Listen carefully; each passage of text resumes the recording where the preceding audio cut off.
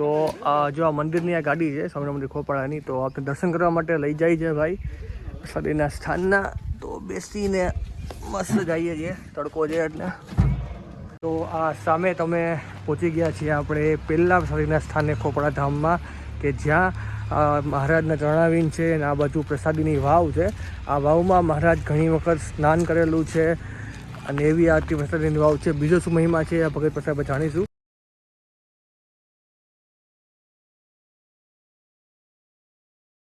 શ્રીજી મહારાજના સૌ લાગેલા સંતો તથા ભક્તોની હર્ષવ્યસના એકવાર ફરીથી ભાવપૂર્વક હેતપૂર્વક જય સ્વામિનારાયણ મહાદેવ હર. તો અત્યારે આપણે આવી ગયા છીએ ગઢડાની અને બોટાદની નજીક એવું અતિ પવિત્ર ગામ એટલે કે તીર્થધામ ખોપાળા. ખોપાળામાં મહારાજ ઘણી બધી વખત આવેલા છે અને ઘણી બધી મહારાજની પ્રસાદીની વસ્તુઓનું દર્શન થશે. તો અત્યારે હું જે જગ્યાએ ઊભો છું એ સ્થાન છે શ્રી સ્વામિનારાયણ મુખ્ય મંદિર ખોપાળા. તો સૌપ્રથમ આપણે દર્શન કરીશું શ્રી ઘનશ્યામ મહારાજ ખોપાળા, અને પછી મંદિરમાં અને ગામમાં જેટલા પણ મહારાજ દર્શન સ્થાનો હશે તમને સંપૂર્ણ દર્શન કરાવીશ. વિડીયો ગમે તો તેને લાઇક કરજો, સબસ્ક્રાઈબ કરજો અને શેર કરજો.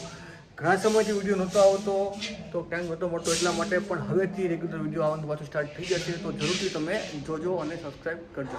તો હવે દર્શન કરવા જઈએ છીએ આપણે મંદિરની અંદર, કારણ કે હજી દર્શન ખુલશે, હજી વાગ્યા છે 3:30.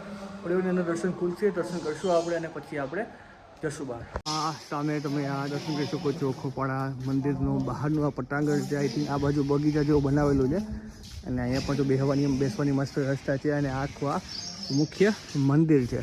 તો અત્યારે તો હજી દર્શન બંધ છે, થોડી વાર દર્શન ખુલશે તો એમ દર્શન કરાવીશ. એ પહેલાં જો તમને જેવા મંદિરમાં એન્ટર થશો ને એટલે તમને અહીંયા એક પ્રસાદીનો ઝાલા જે પથ્થર દેખાશે છે, કે કરિયાણામાં જે મહારાજે જેના ઉપર બેસીને વાછરી વગાડેલી હતી એવો પ્રસાદીનો ઝાલો જે પથ્થર છે, તમને એના દર્શન કરાવું છું. તો આ સામે તમે દર્શન કરી રહ્યા છો એ પ્રસાદીનો ઝાલો જે પથ્થર છે, તો એના દર્શન થાય છે અને એની એક્ઝેક્ટ સામે જ આ મુખ્ય મંદિર છે ખોપાળાનું, અને એન્ટ્રી ગેટ છે નવો બને છે અત્યારે.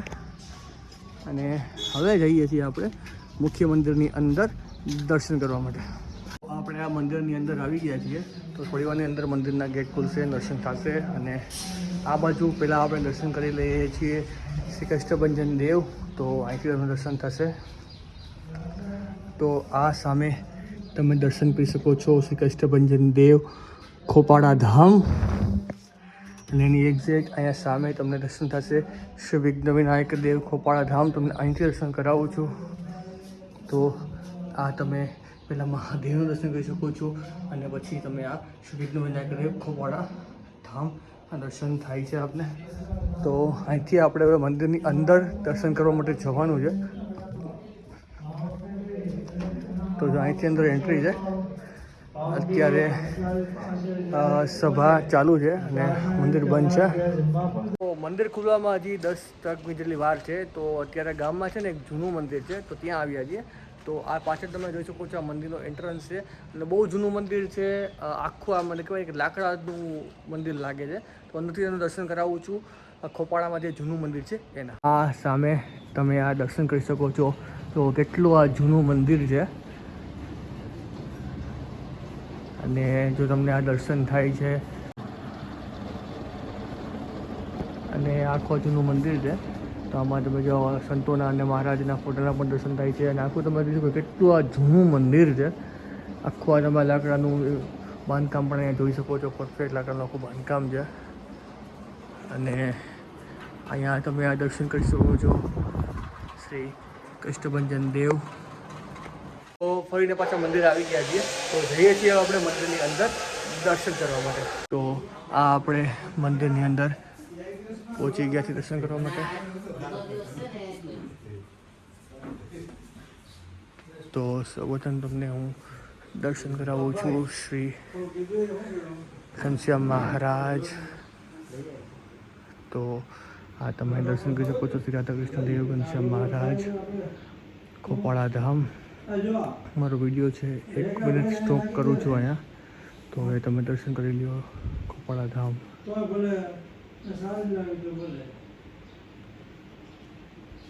અને એક્ઝેક્ટ આ ઉપર જે તમે દર્શન કરી રહ્યા છો એ મહારાજનું ખાપણ, ટોપી, આસન, લોટી, ધોતી અને બીજા પ્રસાદના સ્થાનના દર્શન થાય છે, દર્શન થાય છે, એના દર્શન થાય છે, નીચે મૂર્તિના પણ દર્શન થાય છે. આ બાજુ તમને શ્રીજી મહારાજની પ્રસાદીની જે સુખસૈયા છે એના દર્શન થાય છે, અને આખે આખો આ મંદિરનો સભા મંડપ છે એના પણ તમને આ દર્શન થાય છે. તો અમે તો દર્શન કરાવ્યા ઘનશ્યામ મહારાજ અને ગોપનાથજી મહારાજ, ખોપાળા ધામ. અને હવે છે ને આપણે ગામમાં પ્રસાદીના સ્થાનો છે, એક પ્રસાદીનો કૂવો છે, હરિભક્તોની ઘરે પણ પ્રસાદની ઘણી બધી વસ્તુઓ છે, ત્યાં જશું આપણે. શું વસ્તુ છે, કઈ કઈ જગ્યા છે, તમને એનું દર્શન કરાવીશ. તો અત્યારે આપણે જઈએ છીએ હવે બહારની દર્શન કરવા માટે. તો જો આ મંદિરની આ ગાડી છે સ્વામિનારાયણ મંદિર ખોપાળાની, તો આપણે દર્શન કરવા માટે લઈ જાય છે ભાઈ પ્રસાદીના સ્થાનના. તો બેસીને મસ્ત જઈએ છીએ, તડકો છે એટલે. તમારું શું છે ભગત, નામ શું તમારું? વીરજીભાઈ. વીરજીભાઈ એમ ને? ગાબાણી. ગાબાણી છો? ઓકે. ગાબાણી પરિવારના ઘણા બધા હરિભક્તો હોય તમારે? ગાબાણી છે અહીંયા. તો ધીમે ધીમે જઈએ છીએ આપણે હવે દર્શન કરવા માટે. આ સામે આપણે આવ્યા છીએ હરિસ્મૃતિ બાગ કરીને છે, અહીંયા પ્રસાદીના જણાવીને છે અને પ્રસાદીની વાવ છે, તો જઈએ છીએ આપણે અંદર દર્શન કરવા માટે. તો આ સામે તમે પહોંચી ગયા છીએ આપણે પહેલાં પ્રસાદીના સ્થાને ખોપડા ધામમાં, કે જ્યાં મહારાજના ચરણાવીન છે અને આ બાજુ પ્રસાદીની વાવ છે. આ વાવમાં મહારાજ ઘણી વખત સ્નાન કરેલું છે અને એવી આરતી પ્રસાદીની વાવ છે. બીજો શું મહિમા છે આ ભગત પ્રસાદ જાણીશું. પહેલાં આપણે અહીંયા દર્શન કરી લઈએ છીએ. આ પ્રસાદીની છત્રી છે, અમને એના દર્શન થાય છે. તો આ અદ્ભુત પ્રસાદીભૂત છત્રી, અને એની છત્રીની એક્ઝેક્ટ આ પાસે જ આ પ્રસાદીની વાવ છે, તો એના પણ દર્શન તમને કરાવું છું. અહીંથી ઉપર ચડીને તમને આખા પ્રસાદીની વાવના છે એ દર્શન કરાવું છું. તો આ સામે તમે જો આ વાવ છે, પ્રસાદીની વાવ છે, દર્શન કરી શકો છો. ઘણી આ જૂની આ પ્રસાદીની વાવ છે, અહીંથી આખા પગથિયા છે આખા, અને અહીંયાથી આમ નીચે જવાનું છે, અને આખી વાવ અહીંથી તમને દેખાશે મસ્ત. તો આ પ્રસાદીભૂત જો આ વાવ છે તમને દર્શન થાય છે, અને આખે આખું આ પ્રસાદીના સ્થાનના પણ તમને આ દર્શન થાય છે. આ વાવનો જે મહિમા છે એ તમને ટૂંકમાં માહિતી આપી દઉં છું. આ જગ્યાએ મહારાજ જ્યારે અહીંયા આવેલા હતા ત્યારે ખોપાળામાં આ જગ્યાએ મહારાજે પાણી પીધું હતું, માણકી ઘોડીએ પણ પાણી પીધું હતું, એવું આ પ્રસાદીનું સ્થાન છે. અને ઘણી વખત જ્યારે મહારાજ આવતા ત્યારે અહીંયા સ્નાન પણ કરતા, એવું અતિ આ પ્રસાદીનું સ્થાન છે. તો હવે જઈએ છીએ આ હરિભક્તોની ઘરે, કે આ પ્રસાદીની વસ્તુ છે એના આપણે દર્શન કરવા માટે. એક્ઝેક્ટ આ પાસે જ તમે આ પ્રસાદીની જે આંબલી છે એના પણ દર્શન કરી શકો છો. એક્ઝેક્ટ આ વાવ છે, આ પ્રસાદની આંબલી છે, એની બાજુમાં જ પ્રસાદીના ચરણાવીન છે, અને નામ છે સ્વામિનારાયણ બાગ. અત્યારે હરિભક્તોના ઘરે તો બધા મોસ્ટ ઓફ સુરત જ રહીએ છે, તો સુરત ગયા છે બધા, તો એ આપણે દર્શન ન કરી શક્યા, પણ મેં તમને વાવનું દર્શન કરાવ્યા, મંદિરનું દર્શન કરાવ્યા. તો તમને અમારો વિડીયો કેવો લાગ્યો નીચે કોમેન્ટ બોક્સમાં જરૂરથી બતાવજો. મળીએ છીએ આવા એક નવા વિડીયો સાથે. સૌને એકવાર ધજા કરીને જય સ્વામિનારાયણ મહાદેવ હર.